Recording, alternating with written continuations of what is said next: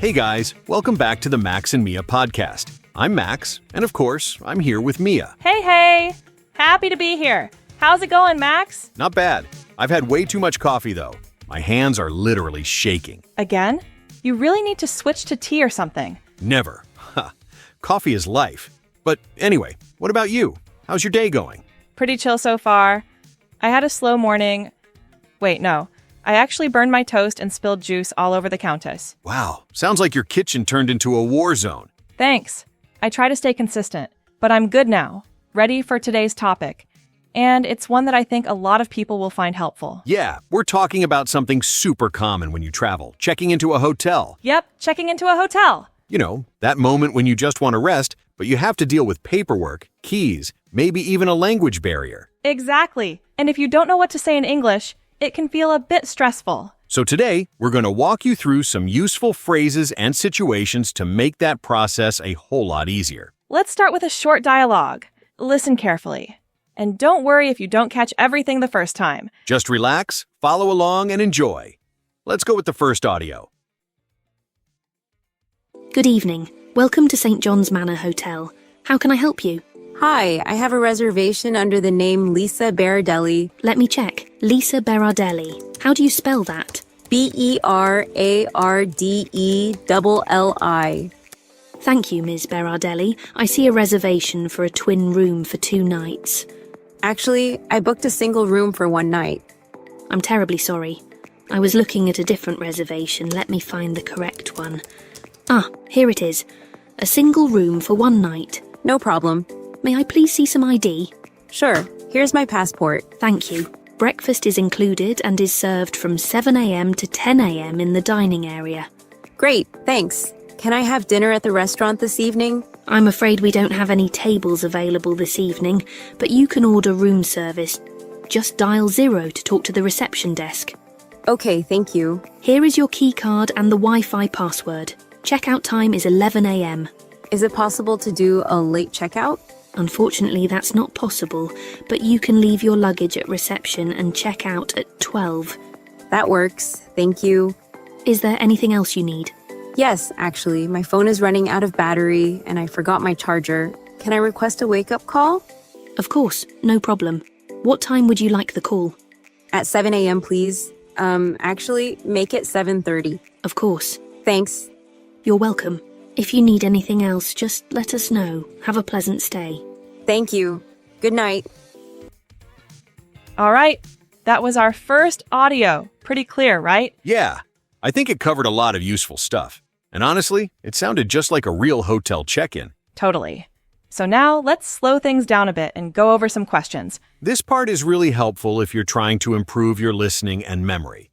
Don't worry about being perfect. Just think about what you heard. And feel free to pause the episode if you need a moment to think. All right, let's jump into the questions. Okay, the first question is, what was the problem with the reservation? Option A, Lisa booked a different room. Option B, the computer didn't show a reservation. And option C, the receptionist made a mistake.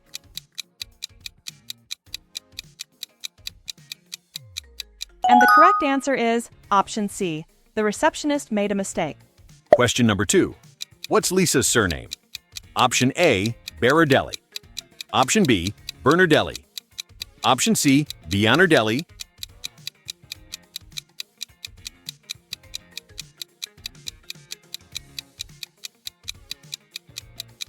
And the correct answer is option A, Berardelli. Question number 3. What room has Lisa booked? Option A, double. Option B, twin. Option C, single.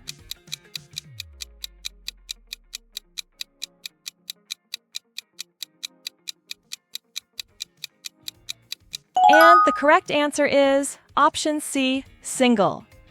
Question number 4. Where can Lisa have dinner today? Option A, in the dining area. Option B, in the restaurant. Option C, in her room.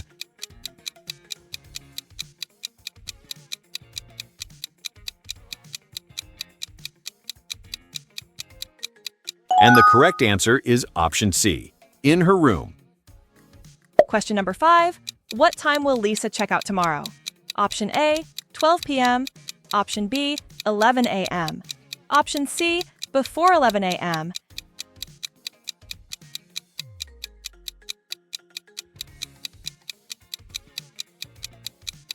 And the correct answer is option A, 12 p.m. Question number 6. What does Lisa ask the receptionist?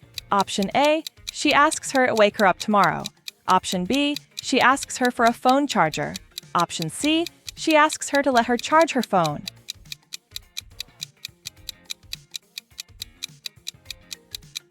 And the correct answer is option A, she asks her to wake her up tomorrow.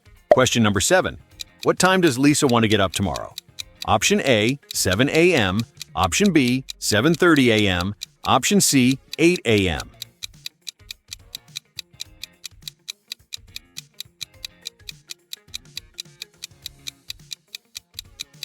And the correct answer is option B, 7:30 a.m.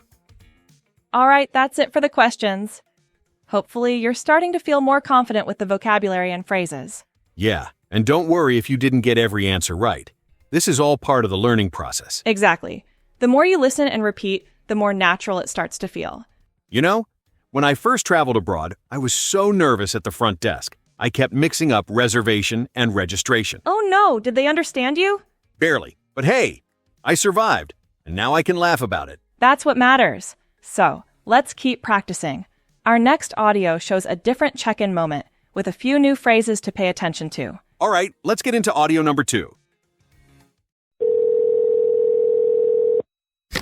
Hello, Plaza Hotel Liverpool. Hello, I'd like to book a room, please, from the 19th to the 23rd of May. Single or double? Single, thanks. Or just check. I'm afraid we're fully booked on the 19th and 20th. I can give you a twin room for the other nights. Well, I don't really want to change rooms in the middle of the conference. How much is it a night? £95, and that includes breakfast. It's a bit expensive, but that's okay, my company is paying. Okay, well, I'll leave it for now, thanks. I'll call back if I can't find anything else. OK, thanks for calling. Hello, Bellevue? Sorry, is that Bellevue Guest House? Yes, it is. Do you have any vacancies for the 19th to the 23rd of May, please? 4 nights? Yes, please. Single or double? Just a single. Well, I've got a double room, but no singles. You can have it for the price of a single room. That sounds fine. It's on the top floor, 3 sets of stairs. Is that all right? We don't have a lift here. That's fine, I can manage that. And it doesn't have its own bathroom. You'll have to share with the people in the triple room. And the bathroom's on the floor below. That's fine, I'm happy with anything. All the hotels in this area are fully booked. Well, as long as you know, I don't like guests complaining when they get here. No problem. There's a wash basin in the room. There's also a television and a kettle for tea and coffee. Lovely. Do you want breakfast? We do a full English, included in the price. Definitely. How much is the room? It's £40 a night. Great, I'll take it. OK, I'll need your credit card number to reserve it. Sure. All right, that was our second audio. I really like how natural that conversation felt. Yeah, it reminded me of those real check-in moments. When you've just arrived, you're a bit exhausted, but still trying to be friendly and clear. Totally. It actually reminded me of that time I landed in Madrid at midnight, and the guy at the front desk spoke super fast Spanish. I just stood there nodding, hoping I was agreeing to the right things. Oh no, did you at least get your room? Eventually, yeah. But for a second, I thought I was signing up for a breakfast plan, and it turned out to be a spa treatment. Well, that doesn't sound too bad. But yeah, that's why knowing a few key phrases in the local language, or in English, can really save you in those moments. Exactly. So now, let's take a moment to check how well we understood that second audio. We've got a few quick questions lined up. Ready? Here we go. Okay, the first question is, in the first phone call Robert calls, option A, a hotel. Option B, a bed and breakfast. Option C, a youth hostel.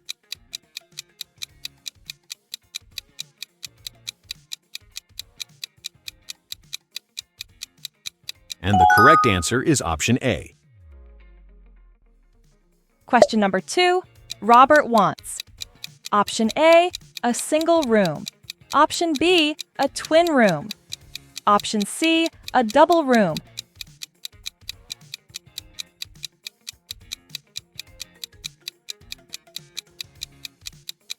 And the correct answer is option A.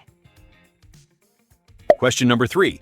Robert doesn't book a room at the hotel because option A, it is too expensive. Option B, he doesn't want to change rooms.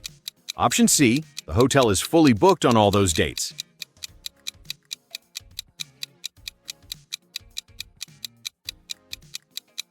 And the correct answer is option B. Question number 4. At the guest house, the woman offers Robert.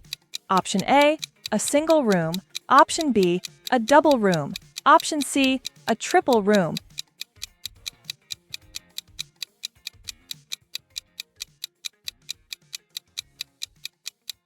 And the correct answer is option B. Question number 5. To book the room, Robert needs to option A, pay the full price now. Option B, pay a deposit. Option C, give his credit card details.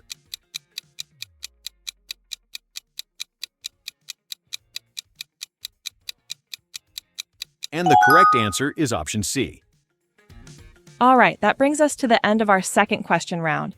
We went through some really helpful content today. Yeah, totally. These kinds of situations, hotel check-ins, talking to receptionists, they might seem simple, but they're actually super important when you're traveling. And a little preparation goes a long way. Just knowing how to say things like, I have a reservation, or can I see the room first, makes the whole experience smoother. For sure. Plus, when you speak clearly and confidently, people are usually more patient and helpful. Right. And mistakes are part of the journey too. I once told a receptionist I had a confusion instead of a reservation. He looked so lost. Haha, I love that. But hey, at least you tried. And I bet he figured it out in the end. Eventually, he gave me a room.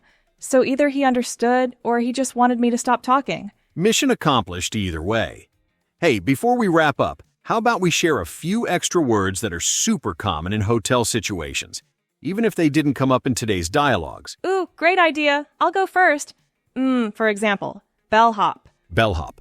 Yes, bellhop. That's the person who helps you with your luggage when you arrive. You might hear something like, the bellhop will take your bags to your room. Nice one. I've got one too. Front desk. Front desk. Yes, front desk. That just means the main reception area in the hotel. So when someone says, call the front desk, they mean the people at reception. And one more, checkout. What does checkout mean? Checkout. It's the moment you leave the hotel and return your room key. You'll often hear, checkout time is at 11 a.m. Those are really good to know, especially if you're traveling for the first time. Exactly.